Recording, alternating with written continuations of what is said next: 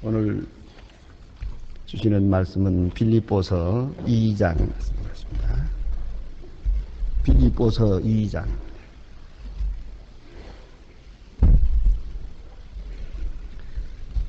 25절로 30절입니다. 빌립보서 2장 25절로부터 30절까지 봉독하게 됩니다. 빌립보서 2장 25절로 30절, 지금 저와 같이 다 같이 한 목소리로 봉독하시게 되겠습니다.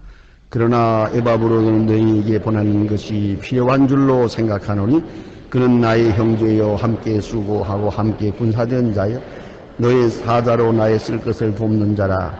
그가 너의 무리를 간절히 사모하고 자기 병든 것을 너희가 들은 줄로 알고 심히 근심한지라. 저가 병들어 죽게 되었으나 하나님이 저를 기회를 주시고 저뿐만 아니라 또한 나를 긍휼히 여기사 내 근심 위에 근심을 면하게 하셨느니라. 그러므로 내가 더욱 급히 저를 보내는 것은 너희로 저를 다시 보고 기뻐하며 내 근심도 덜려 함이니 이러므로 너희가 주 안에서 모든 기쁨으로 저를 영접하고 또 이와 같은 자들을 존귀히 여기라. 저가 그리스도의 일을 위하여 죽기에 이르러도 자기의 목숨을 돌아보지 아니한 것은 나를 섬기는 너의 일의 부족함을 채우려 함이니라. 아멘. 지난 시간에 우리는 신실한 일꾼, 또 동역자요, 그리고 협력자가 되는 디모데에 대해서 공부했습니다. 혹은 믿음의 아들 디모데에 대해서 우리가 공부했습니다. 오늘은 에바브로디도라고 하는 사람에 대해서 공부하게 되겠습니다. 이건 극적인 이야기가 여기에 있습니다. 에바브로디도는 지금 우리 식대로 말하면 빌립보 교회의 목사입니다.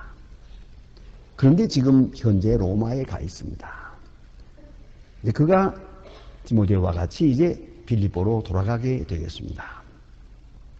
이런 시점에서 이 편지를 쓰면서 그 에바브로디도라고 하는 사람에 대해서 추천하는 말 혹은 또 소개하고 또 그가 어떠한 분이라고 하는 것을 여기서 말해주고 있습니다. 그 경로는 이렇습니다. 바울은 지금 로마 감옥에 있습니다. 처음 감옥에 갔을 때 사도 바울은 그냥 그저 쇠사슬에 묶여 있기보다는 재판받기 전에 사도 바울은 그런 얼마 동안 세집에 있었습니다. 세집에 있으면서 감금되어 있었습니다. 전혀 출입하지 못하고 이렇게 연금 상태에 있었단 말입니다. 이렇게 되면은 한편으로 조금 얼마간의 자유는 있지만은 그 대신에 불편한 것도 많습니다. 아시는 대로 그냥 감옥에 들어가 있으면 우선 먹고 자는 문제는 해결이 됩니다. 먹는 건 그것은 나라에서 줄 것입니다. 좋든 나쁘든. 그러나 연금 상태에 있으면은 연금 상태에 있는 동안의 생활은 자기가 부담해야 됩니다. 누군가가 그를 도와주지 않으면 생활할 수가 없습니다. 그러니까 필요한 것이 많다. 아쉬운 것이 많다는 그런 얘기가 되겠습니다. 자, 그런데 빌립보 교회는 사도 바울을 극진히 사랑합니다. 그 사랑하는 내용이 그저 막연하게 그리워하고 좋아하고 존경하는 그런 얘기가 아니고 정말로 사랑하고 또 돕고 싶고 또 돕고 있는 겁니다. 그런 의미에서 마음을 주고 염려하고 위해서 기도할 뿐만 아니라 물질을 주어서 사랑했습니다. 그런 의미에서 그 사랑은 구체적이고 좀 더 확실한 증거가 있는 것이었단 말입니다. 그저 말로만 혹은 마음으로만 그런 사랑이 아니고 현실적으로 사랑했어요.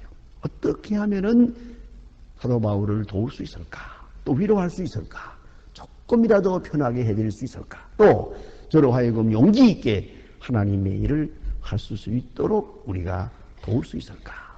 이런 문제를 생각만 한 게 아니라 실제로 생활 속에서 옮겼다는 말입니다. 그래서 4장 16절에 가서도 보면 그렇습니다. 마게도니아를 떠날 때 계속 저들이 도왔고 또 특별히 늘 돕는 생각이 있었지만 기회가 없었느니라. 그런데 기회를 포착했어요. 이 바울은 지금 이 마을 저 마을 이 도시 저 도시를 이렇게 순회하면서 복음을 전하기 때문에 뭘 좀 도와드리려고 해도 뭐 정착하는 게 아니니까 도울 수가 없었는데 지금 감옥에 갇혔거든요. 이제야말로 도움이 필요로 하는 때가 됐거든요. 그런 기회를 잘 포착을 했어요.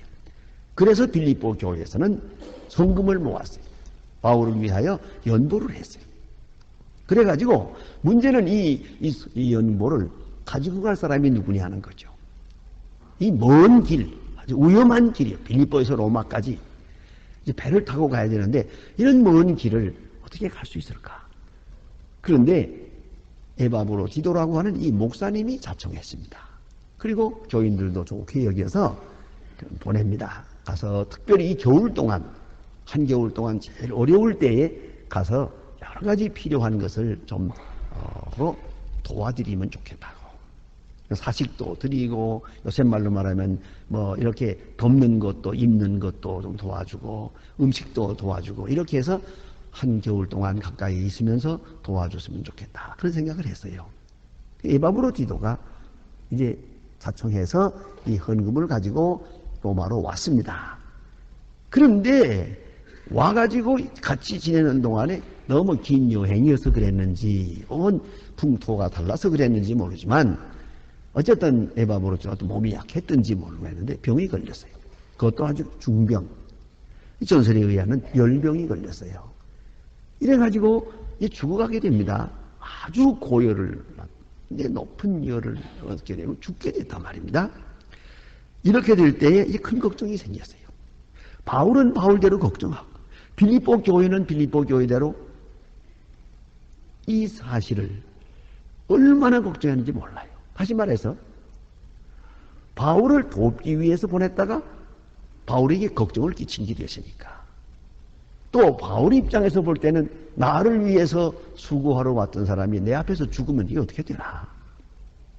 또 본인은 본인대로 자기 죽는 것은 문제가 아니고 교회에 걱정을 끼치고 바울에게 또 걱정을 끼치고 이건 나는 이게 뭐냐.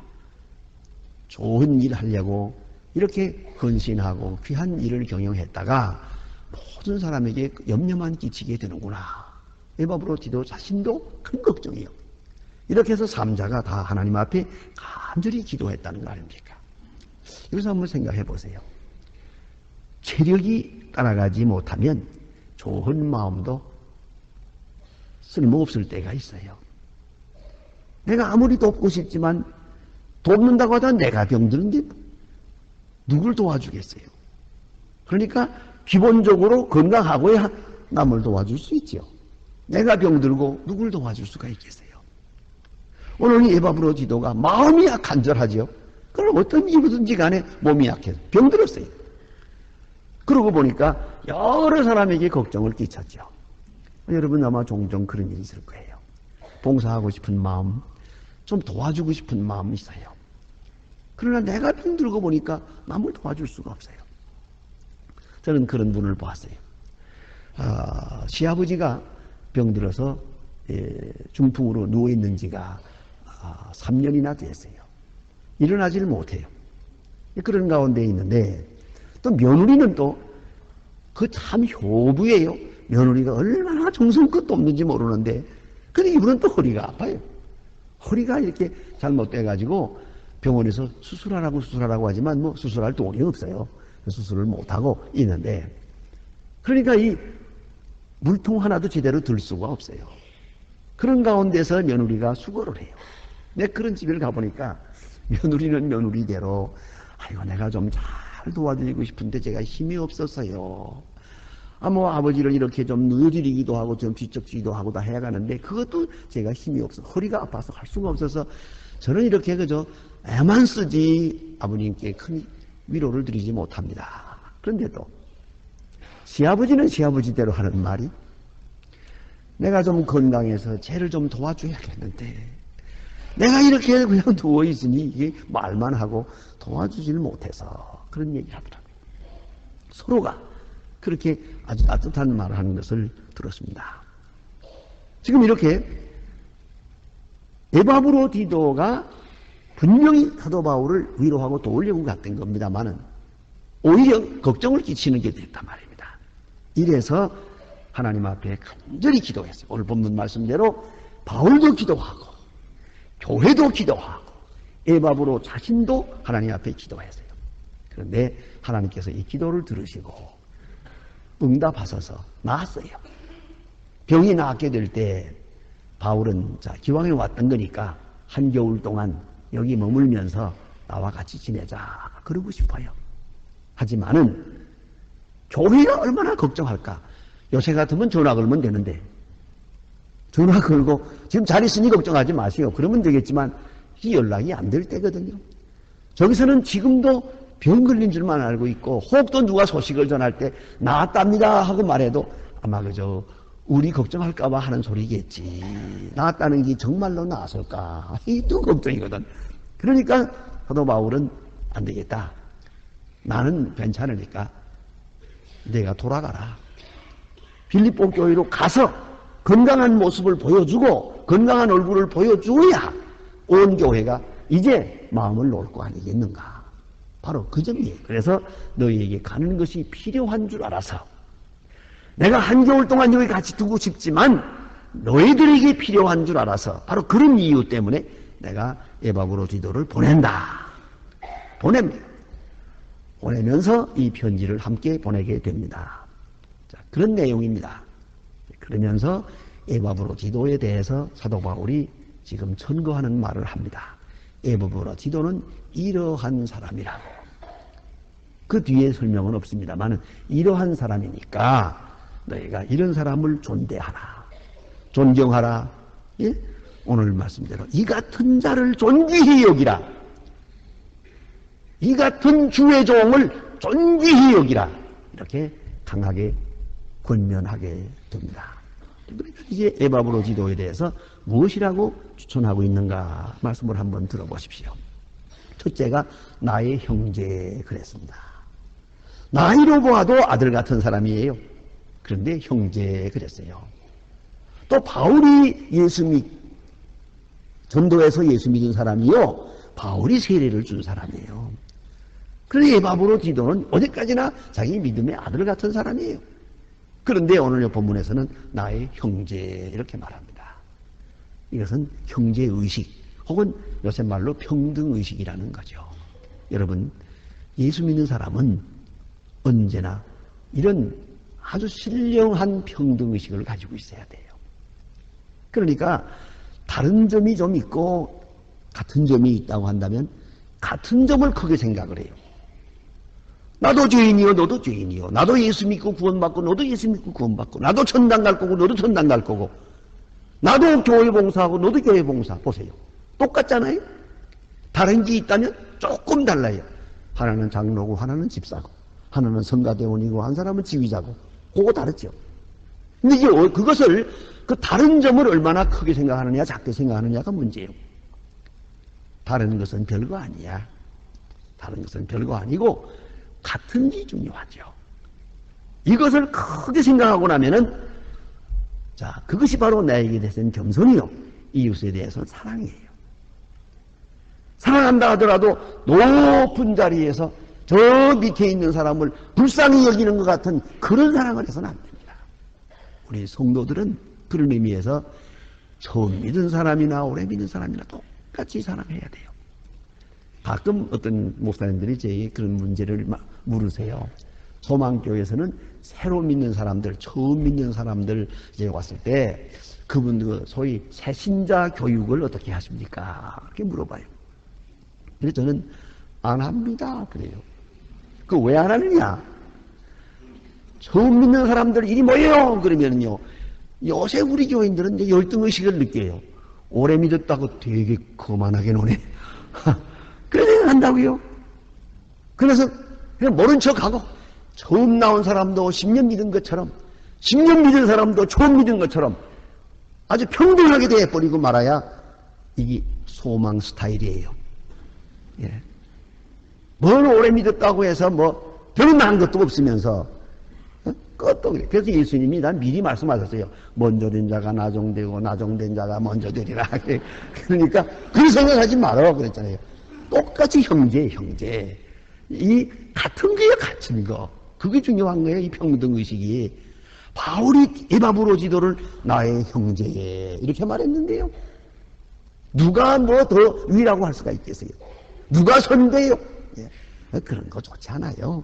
그러니까 우리 직분상 좀 있죠. 기능적으로 좀 다른 게 있긴 있지만은 우리 마음에서 영적으로 볼 때는 똑같은 거예요. 그래서 사도 바울은 여기서 나의 형제라고 말합니다. 사실 이 형제라고 하는 것이 얼마나 중요한 의식인지 알 수가 없습니다. 여러분 잘 아시는 얘기입니다만은 성 다미안이라고 있습니다. 하와이 군도에 있는 몰로카이 섬, 문둥병 환자들 1000명이나 되는 사람들이 거기에 그저 들어가서 내일을 기다리고 그냥 죽으면 죽을 날을 기다리고 있고 하루에도 8명에서 12명이 매일 죽어갔다고 합니다. 그런 이게 문둥병 환자들만 있는 조그마한 섬이에요. 여기에 다미안 신부가 들어가서 수고를 하는데 그는 거기서 뭐 사제도 되고 간호원도 되고 건축가도 되고 상두꾼도 되고 무덤을 파는 사람도 되고 뭐 관을 만드는 사람도 되고 뭐 안 하는 게 없어요. 굳은 일을 다 하면서 10여 년 동안을 그래서 봉사를 합니다. 이상한 것은 그럼에도 불구하고 이 문둥병 환자들이 이 귀한 분을 받아주질 않아요. 당신은 건강하니까 우리를 위해서 일하는 건 쉼일 거라고 즐거움일 거라고 비웃어요. 마음을 열어주질 않습니다. 너무너무 괴로워요. 그러니까 성도는 다미안이 하나님 앞에 기도하지 않습니까? 정 그러시다면 하나님 나에게 문둥병을 주십시오. 그래서 그는 10년 만에 문둥병 환자가 됩니다. 24세에 여기 들어가서 한평생을 지냅니다. 그리고 그들과 함께 한평생을 지나다가 그가 50세의 세상을 떠나는데요. 그는 이런 말을 하고 있습니다.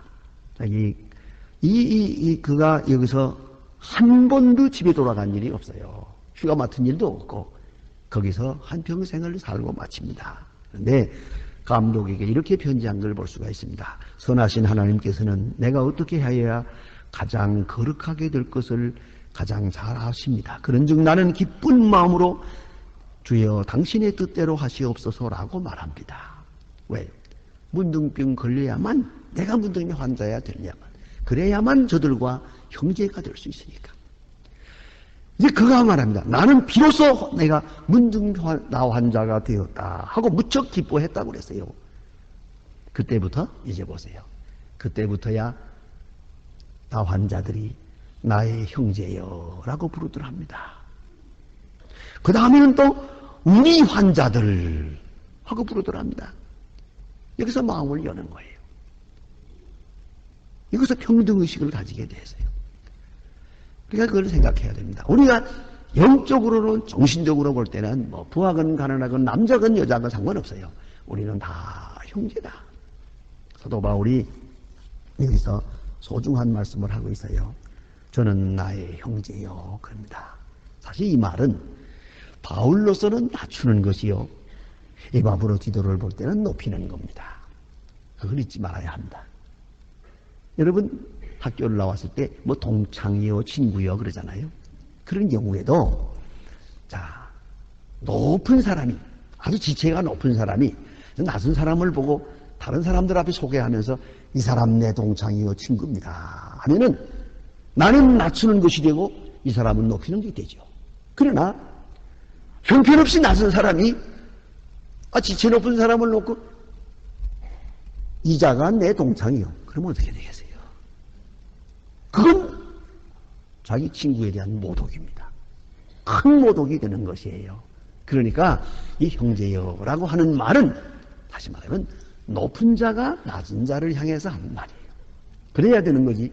낮은 자가 높은 자를 향해서 말하면 안 되죠.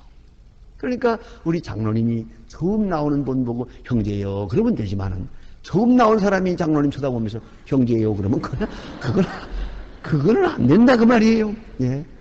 그러니까 우리가 자기 스스로를 비우고 낮추면서 낯선 자를 향해서 이 사람이 내 친구요, 내 형제요, 바로 그런 의식을 가지고 살아가야 되는 것이다 하는 말입니다.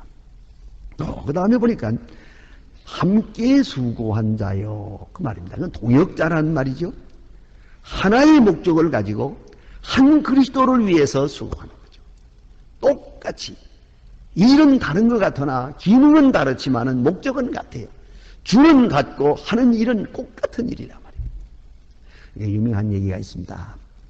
스폴전 목사님은 런던에 있는 메트로폴리탄 교회에서 목회하고 있었는데 주일마다 꼭 찾아와서 목사님한테 와서 이번 주일에 처음 교회에 나오는 사람 명부를 얘기해 주십시오.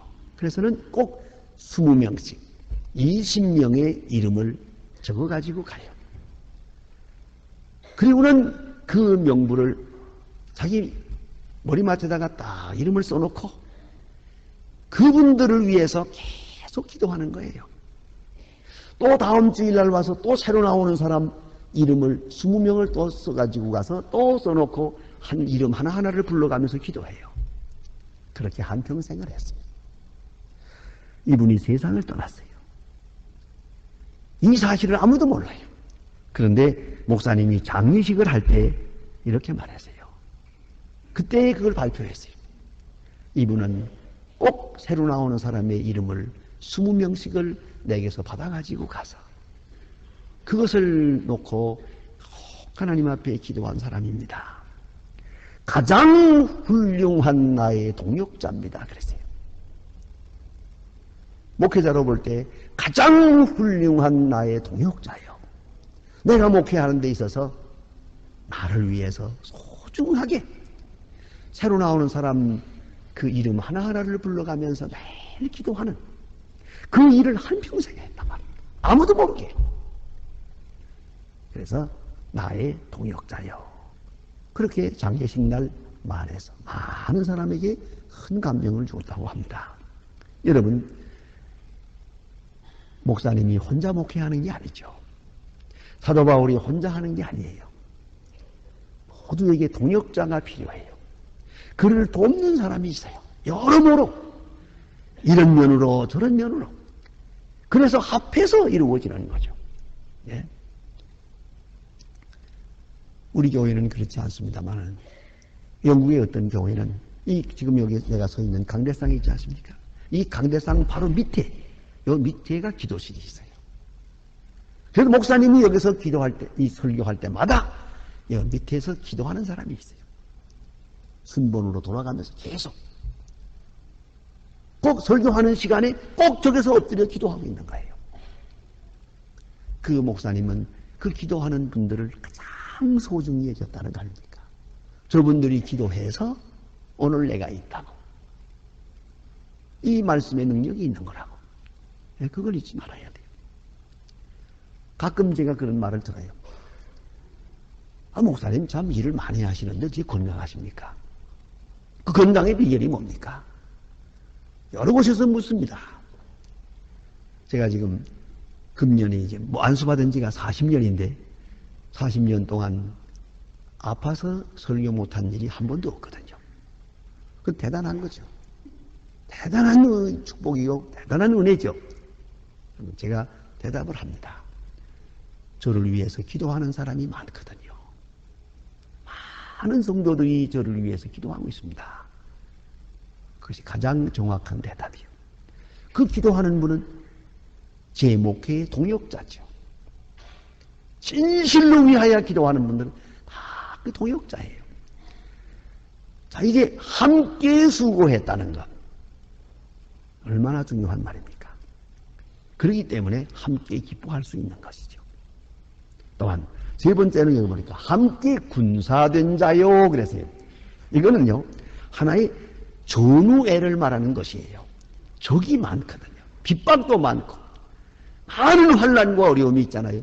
거기에 지금 같이 대처하고 있는 거예요. 서로 위로하면서. 이게 전우와 같은 거죠. 예? 하나님의 복음을 위하여 분투 노력하고 있는데 같이 군사된 자로서 나를 돕는 사람이다. 여러분, 군대에 있어서 이거 전우애라고 하는 것은 굉장한 것입니다. 생명을 걸고 서로 돕는 것이니까 그와 같은 위치에 있다 하고 말하고요. 또 그 다음에는 나의 쓸 것을 돕는 자라 그랬고요. 또 나를 섬기는 너의 일에 부족함을 채우려 함이니라. 나의 쓸 것을 돕는 자라. 자, 보세요. 빌립보 교인들은 멀리서 기도해요. 걱정해요. 헌금도 할 수 있어요. 그러나 뭐 이런 말 있죠. 비뚜막에 소금도 집어넣어야 짜다고. 사도 바울이 손에 전달돼야 바울에게 위로가 되는 거지. 멀리서 모금하면 뭐래요? 도와주면 뭐래요? 나는 가끔 그런 말을 듣고 좀 섭섭히 생각합니다. 뭐 북한 선교 하면서 말이에요. 우리 통일되면 북한에 가서 예배당 지어야겠다고. 어느 마을에 내가 짓고 어느 마을에 누가 짓고 이러면서 지금 예배당 짓겠다고 돈을 모금해가지고 있는 분들이 있어요. 아니, 그게 그렇게 중요합니까? 지금 당장 배고파 굶어 죽는데. 그 돈 가지고 가서 그 사람들 좀 한 끼라도 밥을 먹여줄 생각을 하지 않고 통일되면 예배당 짓겠다고 돈 모아가지고 딱 붙들고 있으면 그게 무슨 소용이 있어요? 전달이 돼야지. 우리가 알아야 됩니다. 그래서 나의 쓸 것을 돕는 자라. 자, 사랑이라는 것은 필요한 것을 돕는 데 있거든요. 또 구체적이고 행동적이어야 돼요. 그리고 지혜로워야 합니다. 그리고 또 한 가지는 적중돼야 됩니다. 나의 쓸 것. 자, 이거 보세요. 내가 필요한 것을 주어야 나를 사랑하는 것이지 내게 필요치 않은 거 주면 뭐래요? 가끔 병원에 가니까 그런 얘기 하대요. 환자가 입원하고 있는데 병원에 위문 오는 분들이 뭘 많이 사가지고 와요. 먹을 것. 그래 사가지고 오는데 그 받는 사람이 뭐라는 거 아니? 이 사람 아무것도 못 먹어요. 근데 농담 잘하는 사람은 그런 말도 하더라고. 먹을 수 있을 때는 안 갖다 주다가 못 먹는다니까 갖다 놓고는 니문 왔다고 그러고 저희들이 먹는다고 그래. 그렇잖아요. 사실이 그렇거든요. 필요한 것을 주자. 예? 그래서 예수님 말씀이 자, 배고픈 자에게 먹을 것을, 목마른 자에게 마실 것을, 감옥에 있을 때 방문해주고 그렇잖아요. 꼭 필요한데 필요한 걸 줘야지 필요 없는 건 무슨 소용이 있어요. 그렇지 않습니까? 제가 북한에 가서 그분들 만나면서 참 마음 아프게 생각한 게 있어요. 가면 좀 붙도록 그러죠. 우린 잘 삽니다. 그 얘기를 좀 하죠. 그 잘 산다는 걸 구체적으로 말해야 될 거 아니에요. 뭘 잘 사는 거냐 도대체. 그러니까 잘 살면 이렇게 말하죠. 자동차가 2대고 냉장고가 2개고 방마다 텔레비가 있고 뭐 그런 얘기 아니에요? 뭐 어떻게 말하겠어 잘 산다는 걸.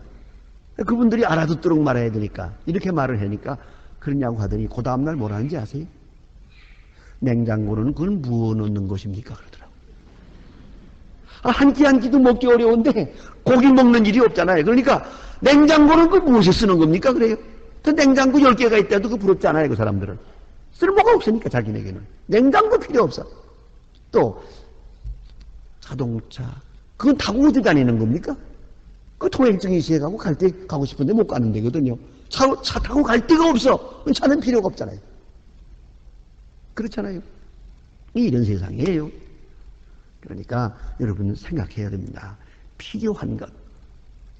그 필요한 것은 다른 사람들은 다 추상적이요. 안 됐다, 사랑한다, 뭐 위에서 기도한다 그러지만 에바브로지도는 현장에 딱 가서 무엇이 필요한가?